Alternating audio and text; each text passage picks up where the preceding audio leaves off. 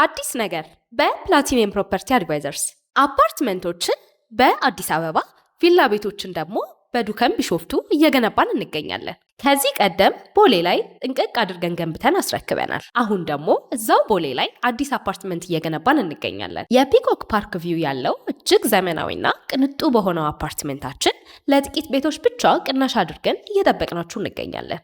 በተጨማሪም በሳር ቤት አፍሪካ ህብረት ፊት ለፊት የግንባታ ደረጃው 75% የደረሰ ቅንጡ አፓርትመንት እየሸጥን እንገኛለን። እንዲሁም በቡልጋሪያ አይሲኤል ጀርባ የተናጥል ካርታ የተዘጋጀለት በቅርብ ቀን ውስጥ የምናስረክበውትን አፓርትመንት በሽያጭ ላይ ነን። ከነዚህም በተጨማሪ 15000 ካሬ ላይ ያረፈ ኮምፓውንድ ቪላ ቤቶችን በአዲሱ ቢሾፍቱ ኤርፖርት በቅርብ ርቀት ላይ እየገነባን እንገኛለን። ለበለጠ መረጃ ይደውሉልን።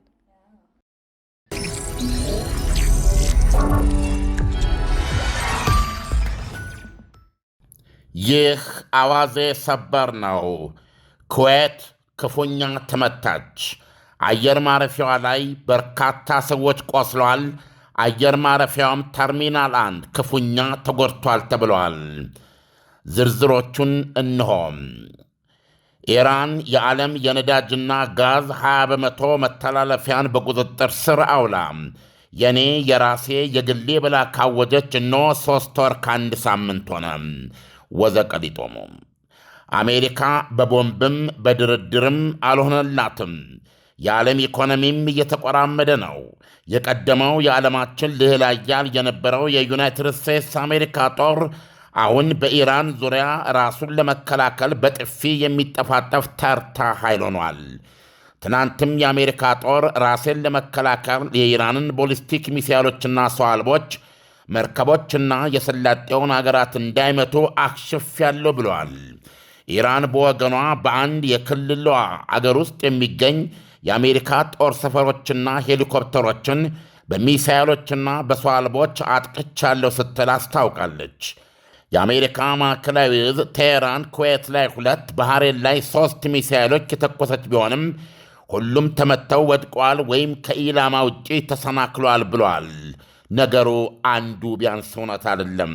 ምክንያቱም አሁን በሰበር እየገቡ ያሉ በተጨባጭ የደረሰ ውጤት የኩዌት አየር ማረፊያ ተርሚናል 1 የሚባለው ክፉኛ መውደሙንና እዛ በመጠባበቅ ላይ በነበሩ በርካቶች ላይም የመቁሰል አደጋ መድረሱ ተረጋግጧል። ዘገባዎች በስፋት እያቀረቡት ነው። አሜሪካ እንዳለችው ኩዌት ላይ ኢራን የተኮሰችው ሚሳኤል ሙሉ በሙሉ አልከሸፈም። የሌሊቱ የባሩድ ሽታ የመጣው ኢራን የሊባኖሱን ጦርነትና የጋዛውን ጥቃት በመቃወም የድርድሩ ጉዳይ ተከርኖ ይብሰል ብላ ጣጥላ ስለጠፋች ነው። ጦርነቱን በተኩስም በመደለልም ሆነ በማኅበራዊ ሚዲያቸው ሰማይ ተቀደደ፣ ሲኦል ተከፈተ፣ ስልጣኔ ሞተ፣ ዛቻና ፉከራም ሆርሙዝን ለማስከፈትና የወንድ መውጫ የኒውክሌር ስምምነት ሊሳካላቸው ባለመቻሉም የፖለቲካ የፈላ ዘይት ውስጥ ያለው ጫማ ባዶ እግራቸውን የቆሙት ፕሬዚደንት ዶናልድ ትራምፕ የበረሃ ጓዳቸውን የእስራኤሉን ጠቅላይ ሚኒስትር ቤንያሚን ኔታንያሁን ሀበሻ ያልታረመ አፍ በሚለው ቋንቋ ሙልጭ አድርገው እስኪሳድቡ ድረስ ነርቫቸውን ነክቷል።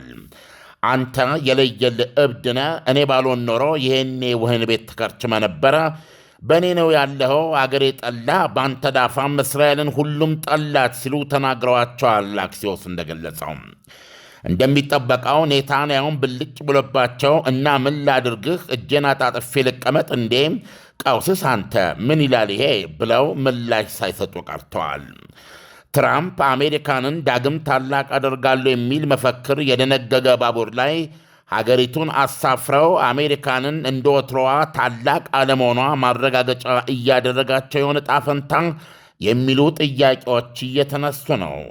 አንድ ጡረታ የወጡ ቻይናዊ ኮሎኔል መሰንበቻውን በተለያየ ሚዲያ የተሰራጨ ንግግራቸው የሚገርም ሆኗል።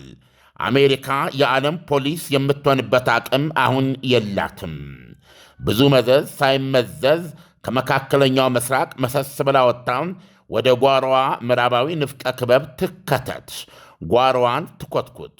ከዚህ ተምራም በጣም የነቃና የበቃ ከሆነው ኢንዶ ቻይና ያለ አንዳች ጥይት ተኩስ ለነ ቻይና አስረክባ ወደ ምዕራባዊ ንፍቀ ክበቧ ትጠቃለል በማለት አሜሪካ ከእንግዲህ እንደነ ቻይና፣ ራሽያ፣ ኢራን ወዘተም ክልላዊ ኃይል እንጂ ዓለም አቀፋዊ ዱታ የመሆን ዘመኗ መባቻን አምና ትቀበል የሚል መልእክት ነው ያስተላለፉት።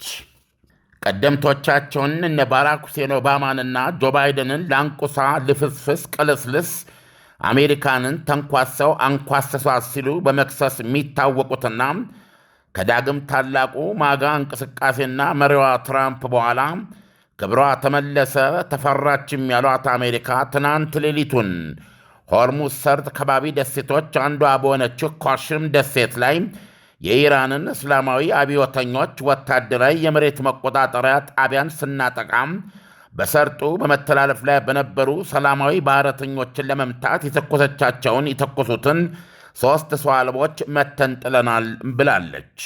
የአሜሪካ ማዕከላዊ ዕዝ ከዚህ ቀደም ሲል ሰጥቶ በነበረው መግለጫ ወደ ኢራን ሲገሰግስ የነበረን አንድ በቦትስዋና የተመዘገበ ነዳጅ ጫኝ መርከብ እባክህ ተመለስ እያልን ቀን ሙሉ ብናስጠነቅቀውም አልሰማ አለማ ስላለን በአንድ የጦር ጀታችን ተኩስ ሞተሩን አፈንድተን በመጣል ውሃው ላይ ተንገዋሎ እንዲቆም አድርገነዋል ብሏል። የአፍሪካዊቷ ቦትስዋና መርከብ ላይ ጥቃቱ ሲፈጸም የሚያሳይ ቪዲዮም ለቋል። ፕሬዚደንት ዶናልድ ትራምፕ አለቀ ተፈጸመ ብለው ተደራዳሪዎቻቸው ያቀረቡላቸው የመግባቢያ ሰነድ ላይ በርካታ ፕሬዚደንታዊ አዋጆችን በፈረሙበት ብዕራቸው ይስተካከል፣ እዚህ ጋ ይግባም፣ እዚህ ጋ ይህ ይውጣ ብለው ያደረጉት ኤዲቲንግ እርማት ሞት ፍራቻ ዋሻ ውስጥ ነው የሚኖሩት ለተባሉት የኢራን ህቡ መሪዎች ተልኮ መልስ እየጠበቁ ቢሆንም የኢራን የውጭ ጉዳይ ሚኒስቴር አፈቀላጤ እስማኤል ባጋዬ ግን የቀረበ እርማት አለመኖሩን ክዶ ቀን የጎደለባትን አሜሪካ ሁሌ ነው ሐሳቧን የምትቀያይረውና አዲስ ሐሳቦች የምታቀርበው ወይም ተቃራኒ ጥያቄዎችን የምትደረድረው ሲል የዞረባት አሮጊት አድርጎ አቅርቧታል።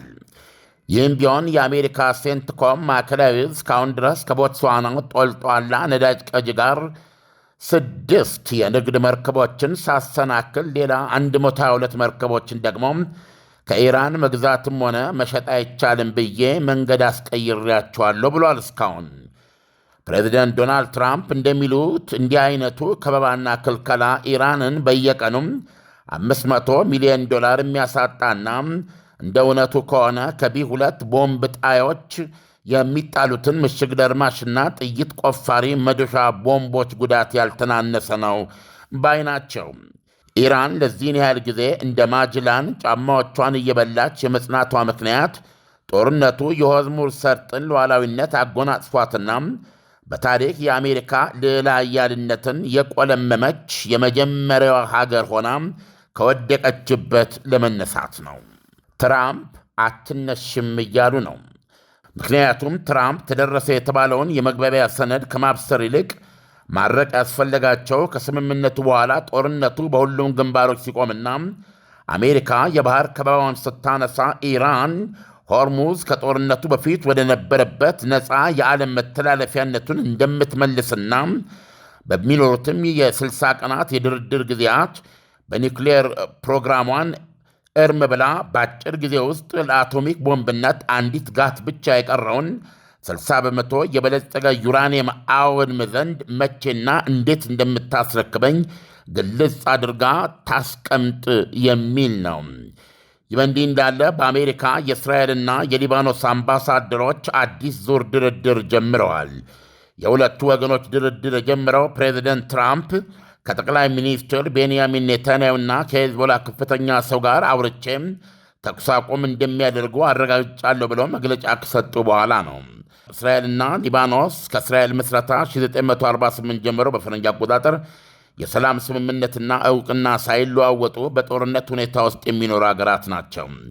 ውይይታቸው የእስራኤል ወታደሮች በየደረጃው እየለቀቁ የሚወጥባቸውን ቦታዎች ለመወሰንና በእነሱም እግር የሊባኖስ መደበኛ ሰራዊት እየተቆጣጠረ የሚሄድበት ሁኔታ ለመፍጠር መሆኑ ታውቋል። መግቢያው ላይ እንደነገርናችሁ አሁን በደረሰን ዜና የኩዌት አየር ማረፊያ በኢራን ሚሳይሎችና ሰው አልቦች ክፉኛ ጉዳት የደረሰበት መሆኑ ተገለጸ፣ ተረጋገጠ። ጥቃቱ በርካታ ሰዎች ላይ የመቁሰል አደጋ አድርሷል። የአየር ማረፊያው ተርሚናል 1 ክፉኛ ተጎድቷል ይላሉ ዘገባዎች። ኢሳያስ እንግዲህ 3ኛ ወሩን እያስቆጠረ ነው። አሁን ትናንት ምሽት ከሽም የተባለው የሆርሙዝ ሰርጥን ከበው ከሚገኙ ደሴቶች ላይ ቀደም ሲል በዜናው ላይ እንደሰማው አሜሪካ የመሬት መቆጣጠሪያ ጣቢያና እንደዚሁም 3 የኢራን ሰው አልቦችን መጣሏን የገለጸችው። ይሄ የተደረገበት ምክንያት እንግዲህ አንድ ቁጥሩን የማናቀው መርከብ ለመተላለፍ ሞክረዋል ማለት ነው። ወይ ተላልፏል ወይ እንዳይተላለፍ ሆኗል። ይህን ማወቅ አንችልም። አሜሪካ ግን የተተኮሱት ሚሳይሎችና ሰው አልቦች ኢራን እነዚህን ያለ እሷ ፍቃድ ሊተላለፉ የሞከሩትን መርከቦች ለመምታት እንደነበርና ይህንንም አክሽፎ በምትኩ ደግሞ ይህንን ጥቃት ያደረሰ መሆኑን ይህም ራስን መከላከል መሆኑን ገልጿል። የአሜሪካ ሴንትኮም ማዕከላዊ እዝ ይህንንም ምክንያት አድርጋ በእሷ ላይ ጥቃት ስለተሰነዘረ ማነው ኢራን እስላማዊ ዘቡ ነው የገለጸው። ይህንን ኩዌትና ባህሬን ላይ ሚሳይሎችና ሰው አልቦች ተኩሷል። ምንም እንኳ አሜሪካ ሁለቱ ላይ የተተኮሰው በአንድ ላይ 5 ሚሳይል ቢሆንም 5ቱንም ወይ ተመቶ ወድቋል፣ አለበለዚያ ደግሞ ከኢላማውን እንዳይመታ ተሰናክሏል ብትልም አሁን በሰማነው ዜና ኩዌት ከፍተኛ ጉዳት ደርሶባታል። ይሄም የሚያሳየው እያንዳንዱ የእስራኤል የጥቃት ሙከራ የሰላጤው ሀገሮችን ከፍተኛ ዋጋ እያስከፈለ የሚቀጥል መሆኑን ነው። ለምሳሌ በተለያዩ ዜና ሚዲያዎች ላይ እንደምንከታተለው አሁን በሰላጤው ሀገሮችም ዘንድ አሜሪካ ላይ ያላቸው መተማመን በፊት የነበረውን ያክል እንዳልሆነ እነሱም በግልጽ የተረዱበት ሁኔታ እንዳለን የሚገልጸው። ለምሳሌ ኩዌት ተከታታይ ጥቃቶች ማረፊያ የሆነች ነው። አሜሪካ ራስ መከላከል የምትለውን 3ኛ ጥቃት ነው በሰሞኑ ባደረገች ቁጥር ኢራን ዋጋ የምታስከፍለው ኩዌትን ሆኗል። ስለዚህ ዛሬ ኩዌት ላይ የደረሰው ጉዳት ብዙ ሰዎች የቆሰሉበት ነው። ናምበር ኦፍ ፒፕል ውንድድ ነው የሚለው። ስለዚህ እዚህ ውስጥ ደግሞ በመሃሉ ሞትም ሊከሰት ይችላል እና በእነዚህ የሰላጤው ሀገሮች ዋጋ ከፋይ እየሆኑ ነው ማለት ነው። ኢሳያስ ዓለም መቼም ኢራን ሆርሙዝን በመያዝ እያስከፈለች ያለችው ዋጋ እጅግ በጣም ከፍተኛ ነው። በሌላ መልኩ ቅድም የዜና ትንታኔው ላይ ያቀረብከው አሜሪካ እንደ ማንኛውም ሰው በጥፊ ትጠፋጠፋለች ያልከው አባባል አሜሪካንን በጣም በእጅጉ እየገለጻት ነው የመጣው። ኢራናዊውም ቻይናዊውም እንደተናገሩት አሜሪካ በቃ ከዚህ በኋላ ሀያልነቷ በሀገሯ ላይ በምድሯ ላይ ብቻ እንጂ ከዛ ተርፎ የሚሄድ የለም የሚለውን አንዱ ማሳያ አይደለችም ወይ ኢራን? አሁንም በመካሄድ ላይ ያለ ውጥረት በመሆኑ የተነሳ ነው እንጂ የሰላም ድርድርም ተባለ በሆነ ብቻ መቋጫ ሲገኝ በዚህ ሁኔታ ከተገኘለት ግን በተለይ የመጨረሻው መቋጫ ኢራንን የሆርሙዝ ሰርጥ ባለቤት እና እንደዚሁም ደግሞ ይሄ ወደ ኒውክሊየር አረርነት ሊቀየር አንድ ጋት ብቻ የቀረው የበለጸገ ዩራኒየምን በተመለከተ ለአሜሪካ አልሰጥም በሚለው አቋሟ፣ ለምሳሌ በራሴ መንገድ ከዚህ ቀደም ብላለች፣ በርዘዋለሁ ከልሰዋለሁ እንጂ ለአሜሪካ አሳልፌ አልሰጥም በሚለው አቋሟ እንደ ጸናች፣ ግን በሌሎች ነገሮች ላይ ስምምነት ተደርጎ ጦርነቱ በዚህ መንገድ የሚያበቃ ከሆነ ምንም ማስተባበያ በሌለው መንገድ ኢራን የአሜሪካንን የልዕለ ሀያልነት የልዕለ ሀያልነት ረዥም ትረካ መጀመሪያ የቀለበሰች ሀገር ትሆናለች ማለት ነው። ሁሉም ነገር ከዚህ በኋላ ከዚህ ክንዋኔ ቀሪው ዓለም የሚማረው ነገር አለ። ስለዚህም የመጀመሪያው ለውጥ የሚመጣው በራሱ በዚህ በመካከለኛው ምስራቅ ውስጥ ነው። ከዚህ በኋላ አሜሪካንን አምኖና ተማምኖ ሌሊቱን ተሸፋፍኖ ማደር የማይቻል ይሆናል። ስለዚህ ደህንነትን ለማረጋገጥ በሆነ መንገድ ከኢራን እስላማዊ አብዮተኞች ጋር ወዳጅነት፣ ጠንካራ ወዳጅነት መፍጠር ግዴታ ሊሆን ይችላል። ይሄ ማለት ኢራንን እንደ ክልሉ አንድ በተለይ ቢያንስ በመካከለኛው ምስራቅ የአረብ ሀገራት ውስጥ ኢራን በዛ ክልል ከዚህ በፊት እንደምናውቀው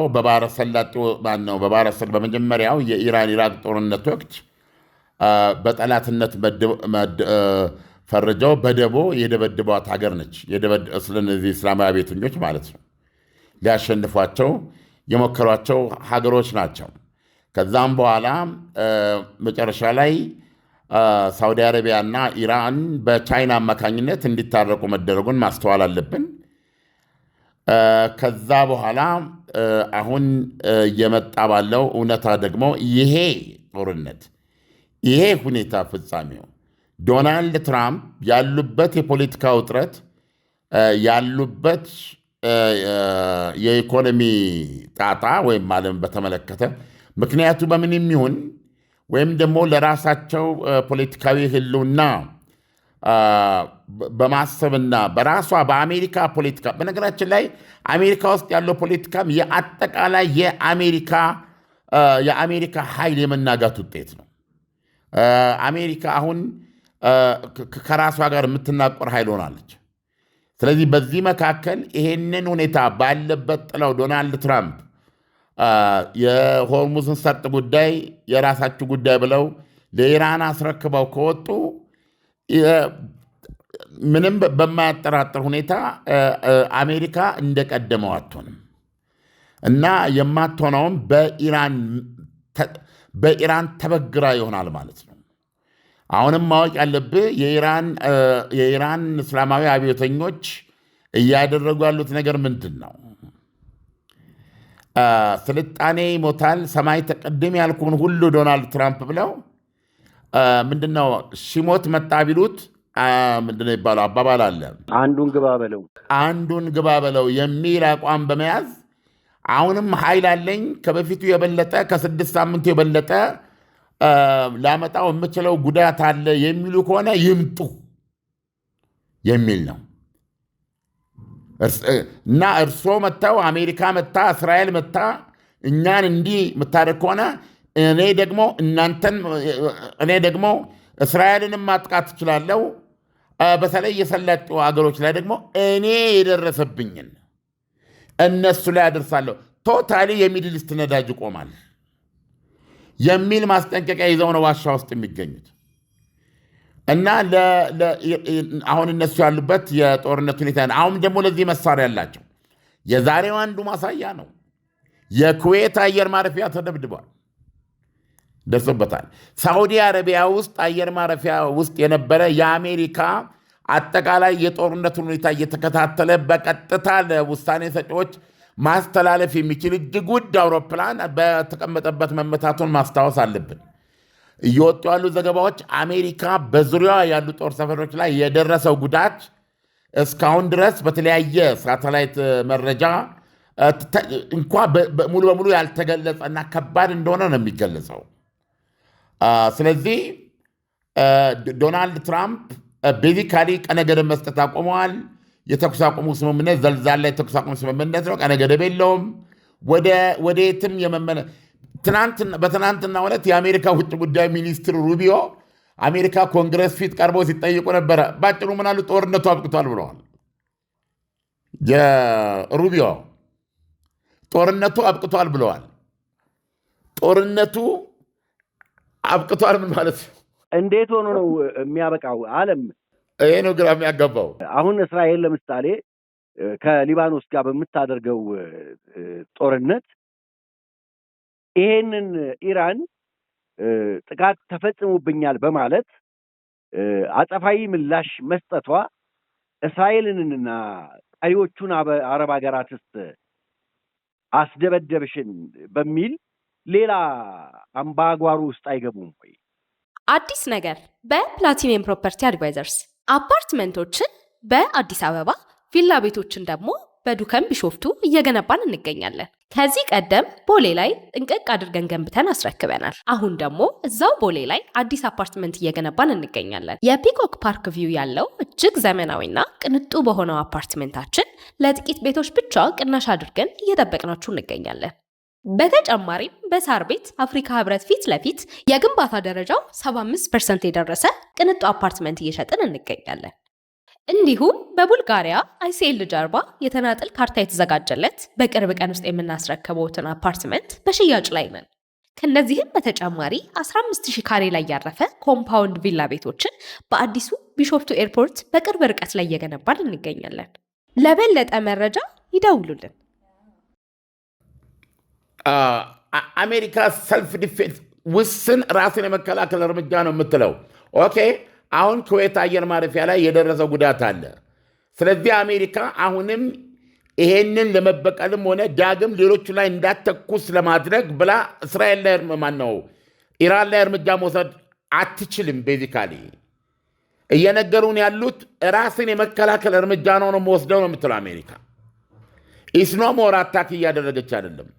ለምን የተኩስ አቁም ስምምነቱ እንዳይበላሽብኝ ነው የምትለው። ኦልሬዲ ተበላሽቷል። የሊባኖስ ጦርነት ካልቆመ፣ ጋዛ ውስጥ ያለው ጦርነት ካልቆመ አልመጣም ብለዋል የኢራን ተደራዳሪዎች። ስለዚህ አሁን በቀደም እንደሰማው ኔታንያሁን ከርዕሰ ብሔር በማይጠበቅ ቋንቋ ሙልጭ አድርጎ እስከ መሳደብ ነርቫቸው ተነክቷል። ስለዚህ ሩቢዮ በአሜሪካ ኮንግረስ ፊት ቀርቦ ጦርነቱ አብቅቷል ሲባል አሜሪካ ጣጥላ ለመውጣት ያላትን ፍላጎት ነው የሚያሳየው። አሜሪካ ከዚህ ጦርነት ደግሞ ጣጥላ ወጣች ማለት አሁን ላለው ሁኔታ ትክክለኛ ሊመስል ቢችልም ሁል ጊዜ በዓለም ሕሊና ውስጥ ተቀርጾ የሚቀር ነው። በዶናልድ ትራምፕ በጆ ባይደን ጊዜ ከአፍጋኒስታን ሰው እንደ ዝናብ እያንጠባጠበች ወጣች። ከ20 ዓመት በላይ ጦርነት አድርጋ ታሊባን መጨረሻ ላይ የታሊባንን ተኩስ ፍራቻ ሰው እንደ ዝናብ እያንጠባጠበች ወጣለች። አሁን ደግሞ እዚጋ ማናቸው ውጭ ጉዳይ ሚኒስትሩ ሩቢዮ ጦርነቱ አልቋል እያሉ ነው። እና አሜሪካ በተመሳሳይ ከፋርስ ባህረ ሰላጤ ጣጥላ ከወጣች ምናልባት የቻይናው ጡረተኛ ኮሎኔል ያሉት ነው እነዚህ የሚሆነው። አሜሪካ የምዕራባዊ ንፍቀ ክበብ ኃይል ብቻ ነው የምትሆነው። ከዛ በኋላ ሬሊ የዓለም ሁኔታ ያንን አረጋግጧል ማለት ነው። ምክንያቱም የኢራን ውጊያ የብቻዋ ሳይሆን የራሽያና የቻይና የሚታይ የማይታይ እገዛም አካል ስለሆነ ስትራቴጂ አካል ስለሆነ አይ ቲንክ ምዕራብ መር ዓለም አሁን ወደ ተለያዩ የኃይል ማማዎች በድርድር የሚዘውሩት ዓለም እየሆነ ነው የመጣው። አሁን በግልጽ መረዳት የሚቻለው የኢንዶ ቻይና ሀያል ቻይና ሆና ትወጣለች። የኢንዶ ፓሲፊክ ማለት ነው። አሜሪካ ምዕራባዊ ንፍቀ ክበብ ላይ እነ ጃማይካን እነዚህን ሰጥለጥ አድርጋ መያዝ ነው። ዶናልድ ትራምፕ ማናቸው፣ ሩሲያ ደግሞ የቀደሙትን ሶቪየት ህብረትን የሰሩ ሪፐብሊኮችን አብዛኛዎችን አሁን ባለው መልኩ በተጽዕኖ ስር መዋል ብቻ ሳይሆን ከዚህ በኋላ ኔቶ ማንም አደጋ ሊጋርጥ ኔቶ ከዚህ በኋላ የዩክሬን ጉዳይ እንዴት እንደሚያበቃ እንጂ ከዚህ በኋላ ኔቶ ነኝ ብሎ ራሽያ ላይ ሊጋርጥ የሚችልም ምንም አይነት አደጋ የለም። ስለዚህ አውሮፓም ወደ ራሱ ነው። አውሮፓ ሙሉ በሙሉ ጦርነት በማምረት እንደ አንድ አውሮፓዊ ኃይል ነው ለመነሳት ያሰበው። የአሜሪካንን ነገር አንቅረው እየተፋው ነው።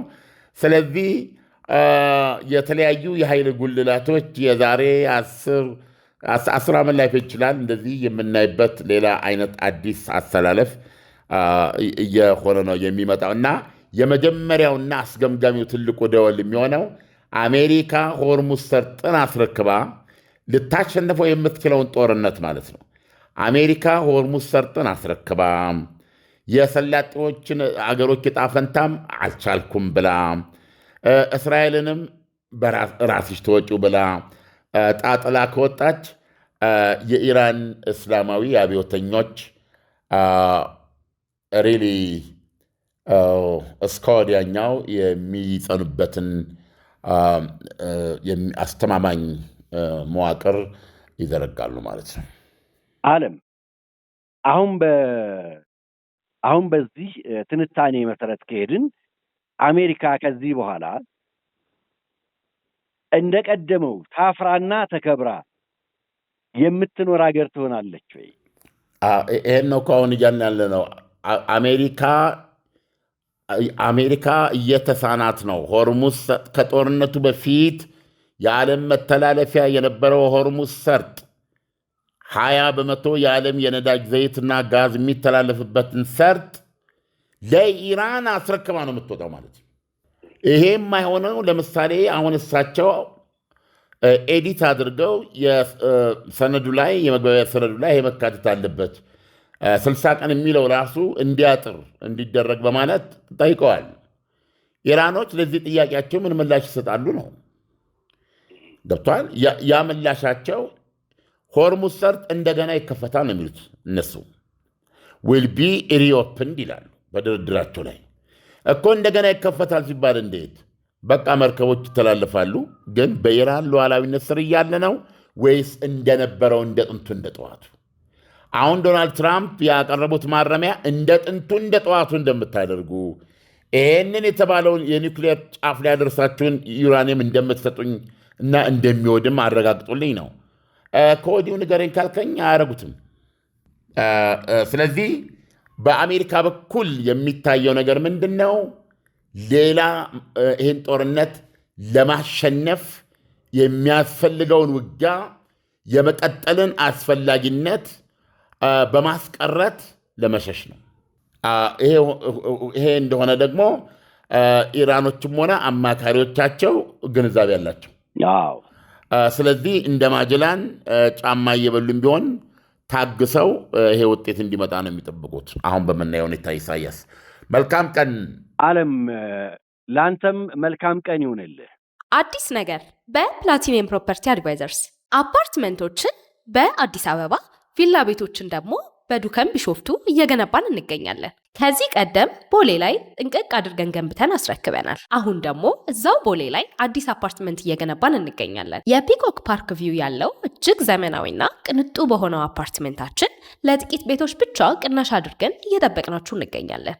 በተጨማሪም በሳር ቤት አፍሪካ ህብረት ፊት ለፊት የግንባታ ደረጃው 75% የደረሰ ቅንጡ አፓርትመንት እየሸጥን እንገኛለን።